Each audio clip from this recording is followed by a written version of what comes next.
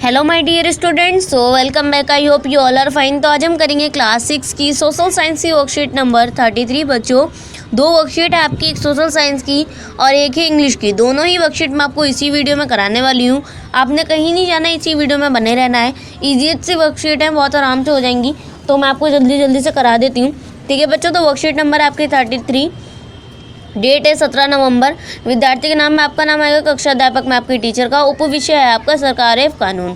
जैसे कि आप जानते हैं कि सड़क पर गाड़ी चलाने के कुछ नियम होते हैं, बताइए ये नियम ना हो तो क्या होगा। लिखेंगे यातायात नियम नहीं होते तो दुर्घटना काफ़ी बढ़ सकती थी। ठीक है बच्चों, चलिए अब आते हैं आगे। यदि आपके विद्यालय में छात्रों के आने जाने तथा कक्षा में पढ़ने के लिए समय सारणी यानी कि टाइम टेबल ना हो तो क्या होगा। तो आप लिखेंगे विद्यालय में समय सारणी नहीं हो तो यह पता नहीं चलेगा कि कब, किस दिन और किस घंटे में क्या पढ़ाया जाना है, क्या बाकी है और आगे की पढ़ाई की रणनीति क्या होनी चाहिए। ठीक है बच्चों, चलिए अब आगे बढ़ते हैं। अब लिखा है जब आप अपने साथियों के साथ मिलकर कोई भी खेल खेलते हैं तब नियम किस प्रकार तय किए जाते हैं। तो आप लिखेंगे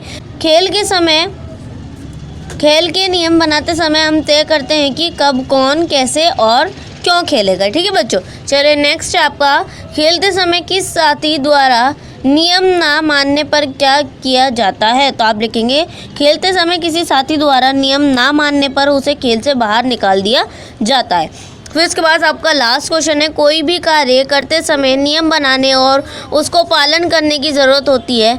किसी भी देश में सभी लोग एक साथ मिलकर रह सकें, इसके लिए भी नियम बनाने होते हैं। इस नियम को ही किसी भी देश के कानून कहा जाता है, जो अलग अलग देशों में अलग अलग तरीके से बनाए जाते हैं। अपने माता पिता अथवा शिक्षक से चर्चा करके बताएं कि किसी भी देश में बनाए जाने वाले कानून क्या सभी के लिए बराबर होने चाहिए। यदि आपका जवाब हाँ है तो कारण दीजिए। तो बच्चों चलिए लिख लेते हैं हम इसका आंसर भी। तो आप लिखेंगे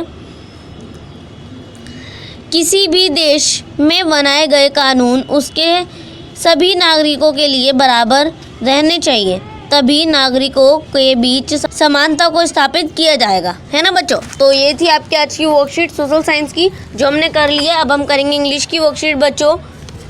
तो चलिए करते हैं। तो बच्चों आपकी ये वर्कशीट नंबर है 35, डेट क्या है 17 नवंबर और क्लास है आपकी 6। स्टूडेंट नेम आपका नाम आएगा और टीचर्स नेम आपकी टीचर का।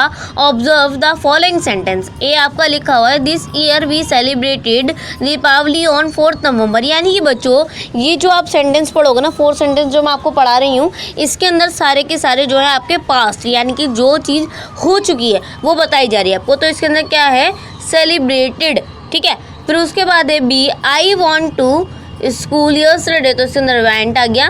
फिर उसके बाद है इंडिया वॉन द मैच, तो वॉन। उसके बाद है they meet me last month है और ये मीट। इसकी वजह से पता चला है कि ये सारे कार्य जो हैं ये हो चुके हैं। चलिए आ जाते हैं नीचे। The sentence observe indicate that something happened in the past in their sentence simple present tense in use to describe past events happening and finishing action. ठीक है बच्चों, चलिए फॉर एग्जांपल के लिए आपको दिया हुआ है, फर्स्ट है the prince decided to marry, यानी कि पास्ट स्टोरी है। फिर उसके बाद है I spent my childhood in a village, ये भी पास्ट हैपनिंग है। ठीक है, उसके बाद है इंडिया गॉट फ्रीडम ऑन 15 अगस्त 1947, ये भी पास्ट इवेंट है। फिर उसके बाद है फोर्थ ही सो अ डियर, ये है फिनिश्ड एक्शन ये है। ठीक है बच्चों, चलिए अब आ जाए नीचे। Thus the following rules in following for framing sentence in simple past tense। ठीक है बच्चों, रूल क्या है, सब्जेक्ट प्लस पास्ट फॉर्म और वर्ब प्लस ऑब्जेक्ट। ठीक है बच्चों, फर्स्ट क्वेश्चन आपको दिया हुआ है, study the rule above the choose the correct form of verb to complete the following sentence. First आपको दिया हुआ है I dash my homework yesterday, तो बच्चों इसके अंदर क्या आएगा, यस्टरडे यानी कि पास्ट यानी कि बीती हुई बात है, तो इसके अंदर लिखेंगे हम कंप्लीटेड, ईडी लग जाएगा। फिर उसके बाद बी है आपका the police dash the thief last night, तो बच्चों इसके अंदर क्या आएगा, कैच। ठीक है, फिर उसके बाद है third, her mother dash delicious food in the morning, तो इसके अंदर क्या आएगा बच्चों, कुक्ड। ठीक है। फिर उसके बाद है the monkey dash on a tree, तो इसके अंदर क्या आएगा बच्चों, लीव्ड। उसके बाद है they dash to progress in 2005, तो इसके अंदर क्या आएगा बच्चों, वेंट आएगा, ठीक है। उसके बाद है our team dash the match yesterday, तो इसमें क्या आएगा बच्चों, वॉन आएगा, ठीक है।